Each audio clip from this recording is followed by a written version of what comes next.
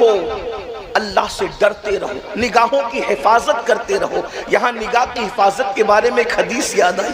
اللہ کے رسول علیہ السلام فرماتے ہیں آنکھیں بھی زنا کرتی ہے، آنکھیں بھی زنا کرتی ہے۔ صحابہ نے پوچھا حضور آنکھیں کیسے زنا کرتی ہے؟ فرمایا نامحرم عورتوں کو دیکھنا یہ آنکھوں کا زنا ہے۔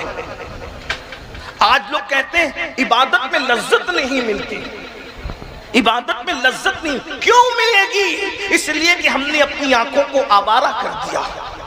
سید الطائف حضرت جنید بغدادی رضی اللہ تعالیٰ سے کسی نے کہا عبادت میں لذت نہیں ملتی، فرمایا شاید تو نے کسی زانی کی آنکھ میں جھانک لیا ہوگا، اسی لیے اللہ نے تجھ سے عبادت کی لذت کو چھین لیا۔ مجھے بتاؤ زانی کی آنکھوں میں جھانکو تو عبادت کی لذت چلی جائے؟ جس قوم کے نوجوان رات کے 3 بجے تک زنا کی فلمیں دیکھیں، انہیں عبادت میں لذت کیسے مل سکتی ہے؟ عبادت میں سرور کیسے آ سکتا ہے؟ اور سنیے امام المتکلمین علامہ نقی علی خان علیہ رحمت و رضوان اپنی کتاب تفسیر علم نشرہ میں ایک حدیث نقل کرتے ہیں، بڑی خوبصورت حدیث ہے۔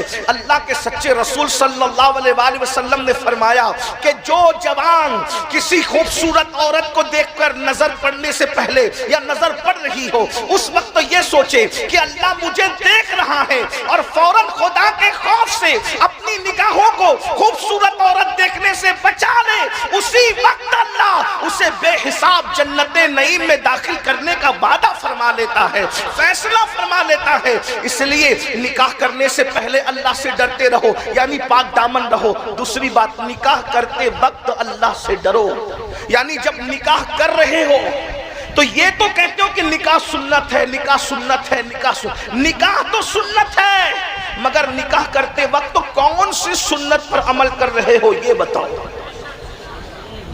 ہم نے نکاح کرتے وقت اللہ کا خوف کہاں رکھا؟ مسلمان تو ہو گئے، عقیدہ اسلام کا قبول کر لیا، لیکن ابھی بھی تہذیب، کلچر، شادیوں کی رسومات مشرکین کے وہی باپ داداؤں کے طریقے پر ہے۔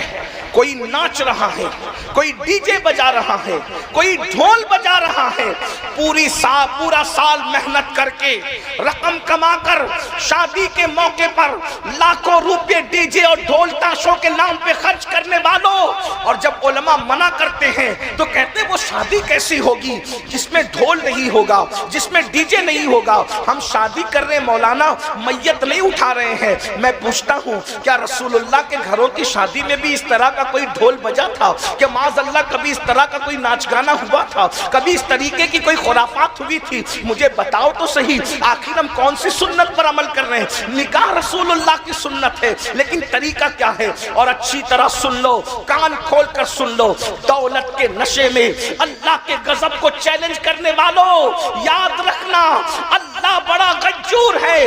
کسی کو اگر دینا جانتا ہے تو اللہ چھیننا بھی جانتا ہے۔ اگر اس کی حدوں کو توڑو گے، بھول گئے فرعون کا انجام، بھول گئے نمرود کا انجام، بھول گئے بخت نصر کا انجام، بھول گئے قارون کا انجام، بھول گئے شداد کا انجام، نہیں دیکھا؟ دولت کے نشے میں جب یہ ڈوب گئے تھے، قدرت نے ان کے ساتھ کیا کیا؟ اللہ اکبر، کسی کو دریا میں غرق کر دیا، کسی کو لنگڑے مچھر سے ہلاک کر دیا۔ ارے نہیں کسی کو دیکھتے، کم سے کم مغلوں کو دیکھ لو، مغلوں نے کچھ اچھا بھی کیا، کچھ برا بھی کیا، لیکن جنہوں نے برا کیا ان کے انجام کیا ہوئے؟ اللہ اکبر۔ اس لیے کبھی دولت کے نشے میں خدا کے غضب کو چیلنج مت کرنا۔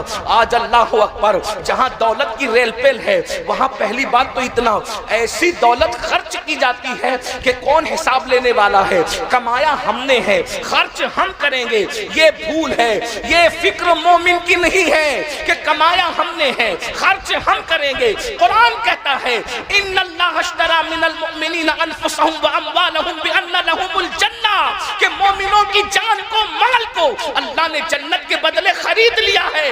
مال کمایا تم نے ہے، مگر اللہ کے فضل کی وجہ سے۔ اچھی طرح یاد رکھنا، مال بازوؤں کی قوت سے نہیں آتا، مال اللہ کے فضل سے